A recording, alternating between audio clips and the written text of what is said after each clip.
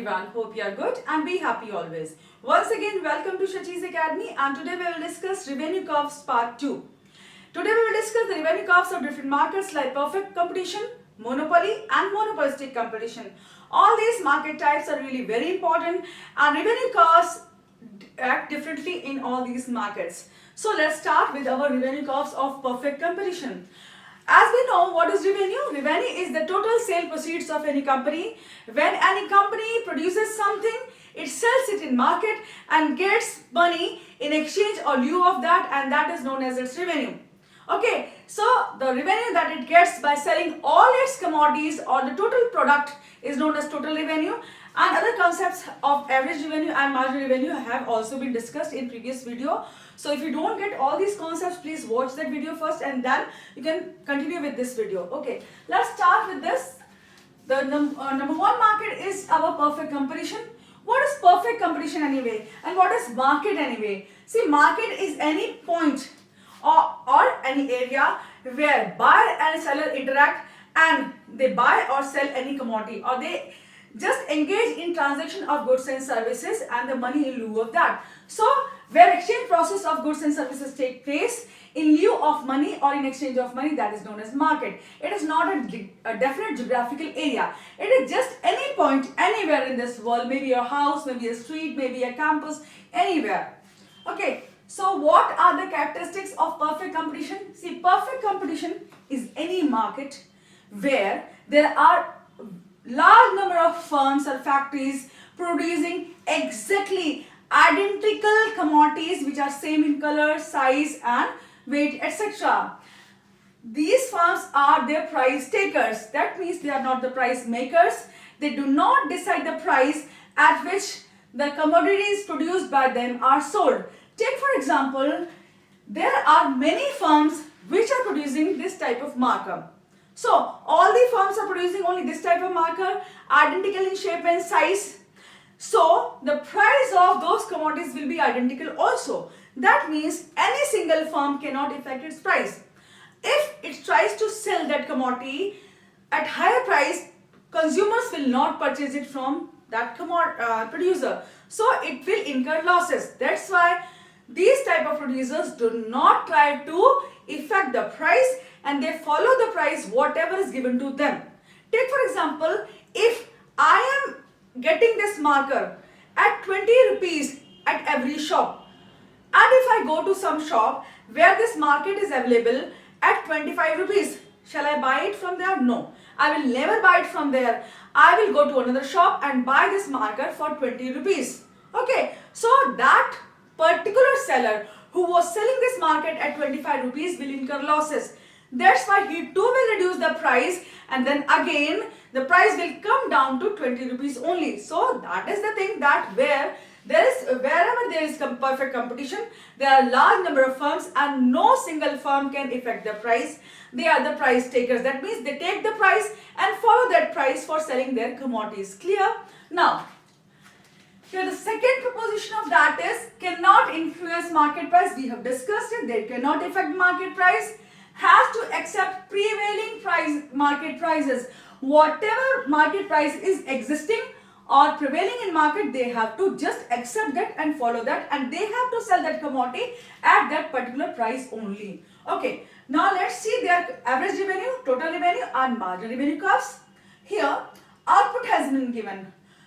Units of output are 1, 2, 3, 4. For 1 unit of output, our average revenue is 5. See, your average revenue is normally the price also, and the price and average revenue are just the same. So here, price of 1 unit is 5. If that producer is selling 2 units, then also it is 5. For 3, 5 and 4, 5. That means your average revenue or price remains identical or the same for any particular commodity. Then it is constant. Here, we can see 1 into 5 is 5, 2 into 5 is 10, 3 into 5 15 and 20. 4 into 5 is 20. So here what you can see, the total revenue is increasing by constant additions. 5, 10, 15, 20. That means there is constant difference of 5 rupees. Now if we want to find out marginal revenue of third unit, the formula would be total revenue of n minus total revenue of n minus 1 unit. What is total revenue of N here? 3 units is your 15. So total revenue of N, that means 3 minus total revenue of 3 minus 1. 3 minus 1 is what? 2. So here total revenue of 3 units is 15 minus total revenue of 2 units. That means 3 minus 1 was 2. So here 2 units. What is that? 10. 15 minus 10 is equal to 5. So what is marginal revenue of third unit? 5. Okay. So that's why in this manner we calculate all the marginal revenues, and this is the formula for that. We have made it clear in the previous video also. You can watch out there. Okay. Now here you can see that marginal revenue and average revenue both are same and both are constant as well. So here we can portray this on one graph, and what we see over here, at 5 this is 0, this is x-axis and y-axis, the vertical axis is y. Here at 5, that means rupees 5 at revenue 5, what is average revenue? 5, constant. Then again what is marginal revenue? 5, again constant. So whatever number of commodities we will be selling, the price and the marginal revenue will always remain constant, and that's why this curve is horizontal to x-axis. That means whenever we want to make a revenue curve, that is average revenue curve and marginal revenue curve of our perfect competition, it will be a horizontal line to x-axis. This is x-axis, this is y-axis, and this is a horizontal line. So this is your average revenue is equal to marginal revenue curve. Simple, clear now? Okay. Now monopoly. What is monopoly? See here, monopoly word comes from mono means one and poly means seller. That means one seller, single seller. There is only single producer or seller of any particular commodity, and that's why he can fully have control on his price. So that means he is price maker and not the price taker, like in a perfect competition. So what are the characteristics? Monopoly is single seller. There is only single seller. Like we have railways in India. Railways are fully controlled by the government of India, and they can decide the prices from whatever they want, and they have full control over the prices and the number of seats available with them, and they can sell whatever number of seats they want to sell for the passengers. Here it is the price maker. The monopolist is a price maker, he is not the price taker. Again, average revenue is negatively sloped and has to reduce price to sell more. Why average revenue is negatively sloped? We can discuss it over here. Here we don't have that much of space. Here we can discuss. See here. This is your x-axis horizontal, y-axis vertical. Take for example, initially, for 1 unit, the price of average revenue, that means price of first unit, a monopolist will sell the first unit at highest price. Okay, because he is the price maker, he can decide his price and he will be selling it at rupees 10. This is 1 unit and he will sell the first unit at rupees 10. Then when he wants to sell 2 units, see, everyone is not rich enough. So when he wants to sell more, he will have to reduce the price. For second unit, he will be selling at, say for example, 9 rupees in this 9. Then again he will be selling the third unit at your 8 rupees. Then fourth unit at your 7 rupees, likewise. So what is happening over here? Like this, like this. Okay. So here the points. If you join all these points, what will you get? You will get a negatively sloping curve. This is your average revenue curve, or this is also known as your price curve or the demand curve. What is your demand? This is average revenue curve only in different markets. So here your average revenue curve is negatively sloped. That means that if a monopolist firm or a producer wants to sell more, he has to reduce his price. Then only he can sell more, because all people are not equally rich, and if he keeps his price at very high rate, he will be able to sell only very less amount of his produce. So to sell more, he reduces price. That's why the AR curve in your or average revenue curve in a monopoly firm or monopoly market is your negatively sloped. Clear? Now what do we see here? This is decreasing as output is increasing, as the sale is increasing, price is decreasing, average revenue is decreasing. Then total revenue 2 is increasing at decreasing rate. Can you see here? Can you witness here? Here it is not increasing at constant rate. It is increasing at your decreasing rate. In your perfectly competitive firm, it was increasing at constant rate. See, The difference is 5, 5, 5. But here, what is the difference over here? Total revenue is increasing and decreasing rate. Here the difference is what? 2. Okay, so here the difference between the total revenue and this is 2. Then what is the difference? 24 minus 18, what is that? 6. And then 28 minus 4, what is that? 4. First it is increasing at decreasing rate, then it is increasing at increasing rate, and then again it is increasing at decreasing rate. So here likewise. Okay, so what do we see here for the marginal revenue? For marginal revenue, here the difference is what? 10 minus 9 is 1, 9 minus 8 is 1, 8 minus 7 is 1. The difference between the different values of average revenue is 1 rupee. Here the values are in rupee only, all the values are in rupee. I have not written that because there's not much space on our board. Here, what do we see? Here the difference is what? 10 minus 2 is 8, 10 minus 8 is 2, again 2 and again 2. Here the difference of marginal revenue is double. You can see it is decreasing at double rate and it is increasing at unit rate or single rate. So what is happening over here? If your average revenue curve is negatively sloped, the slope of marginal revenue will be double the slope of average revenue and marginal revenue will be steeper. This slope is gentle and this is steeper. Remember the hills of Darjeeling? They were gently sloped. This is the gentle slope of Darjeeling hills.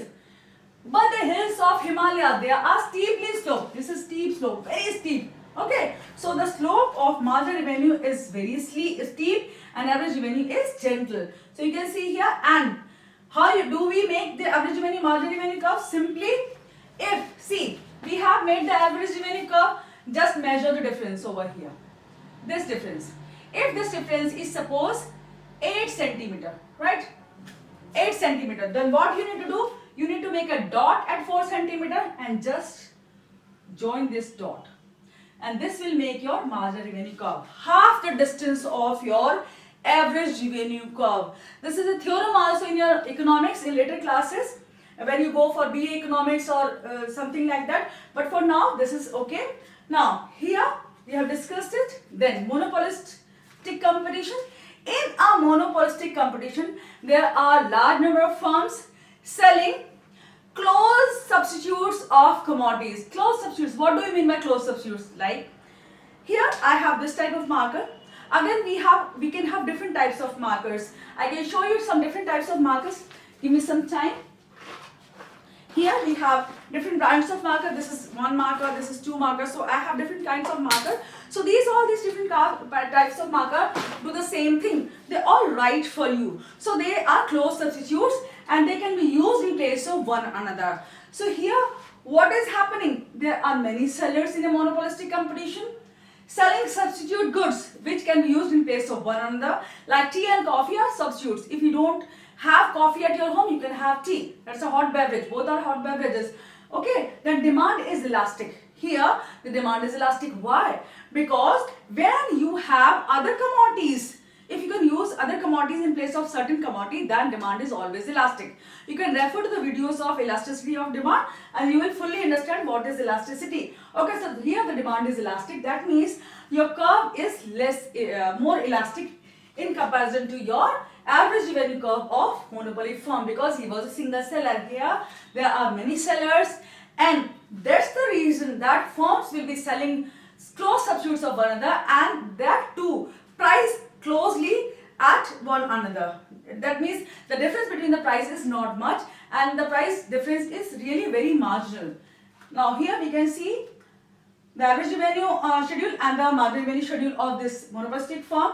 Here the output is 1. For output 1, what is the average revenue? Here 1, that is price is 10. For 2 it's 9.5, for 3 9, and for 4 8.5. What you can see here, the difference between all these prices is of 0.5, 0.5. Okay, so 10 and 9.5, what is the difference? 0.5, again 0.5, 0.5. Then what is the difference over here in marginal revenue? 1. 10 minus 10, 1, 1, 1.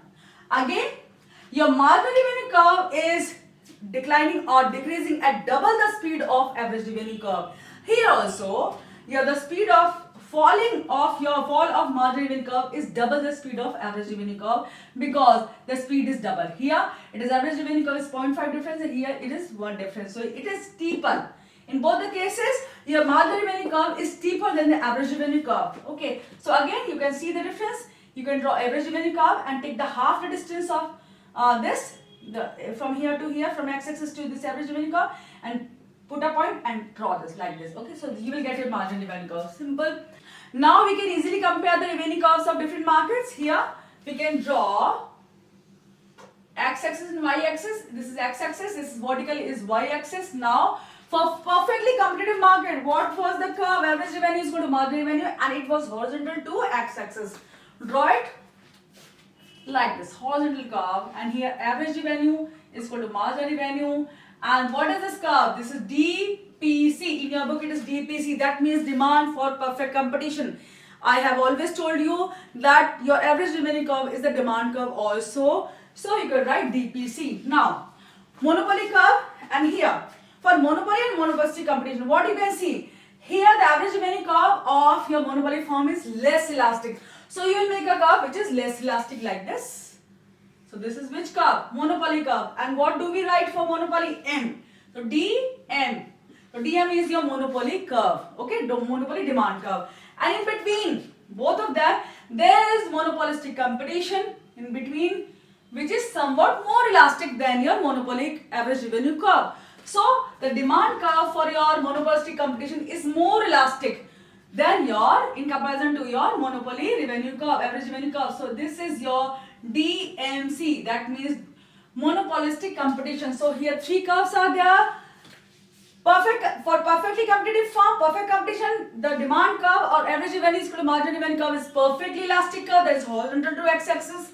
Your demand curve for monopolistic competition is more elastic, and the demand curve for monopoly competition is least elastic. That means it is the least elastic among between them, and perfectly competition is the perfectly elastic. So this is clear to all of you. How do we make it? How do we compare it? I hope you like the video, and if you have any queries, please do write to us. We'll be more than happy to answer them. And thank you so much for liking, subscribing and watching the videos. Thank you so much and take care. God bless you.